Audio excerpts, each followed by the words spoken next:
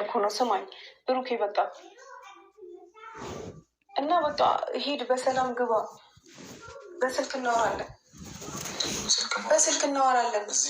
እኔ ባህልን ችግር የለውም። እኔ ይሄ ምን በእኔ አልተጀመረም። ባህልን ብቻ ማሳለፍ ችግር የለውም። ምንም አልሞትም እኮ ብቻዬን ዘንድሮ ባሳለፍ ምንም የሚቀንስብኝ ነገር የለም። አይደለም እኮ ብዙ ትልቅ ምክንያቶች አሉን አይደል? ከኔ ጎን ልትሆኝበትና ልትይዝ የሚገባበት አይደለም። በዚህ ቀን አብረሽን ካልሆንሽ እኔ ደህና ሆናለሁ። በእግዚአብሔር እኔ አልችልም እያልኩ ነው። ብሩኬ ለምንድን ነው የማትሰማኝ? በዚህ ሰዓት ከኔ ጋር አትሆኝም፣ አታግዥኝም። ምንም የምሬን ውስጥ ከኔ ጎን አትሆኝም።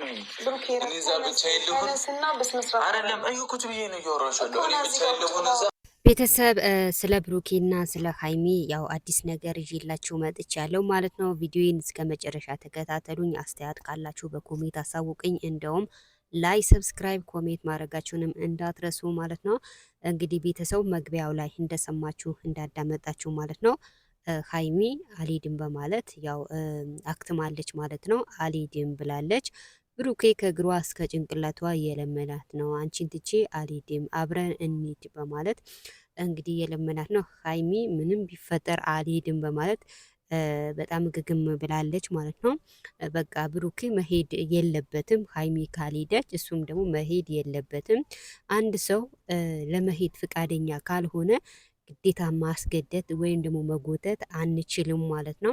በቃ ሀይሚ አልሄድም ካለች ደስተኛ ካልሆነች በቃ ቤታቸው አብረው ማክበር አለባቸው። ካልፈለገች ደግሞ ግዴታ ማስገደድ የለበትም ነው ምለው እንደኔ ማለት ነው። ግን በአመት ባል ምድር እንደዚህ መረባበሽ በጣም ከባድ ነው ማለት ነው። እውነት በጣም ከባድ ነው። በቃ ለአሁኑ ለቤታቸው ያክብሩ፣ ይደሰቱ። አለ ሀይሚን ደግሞ ይሆን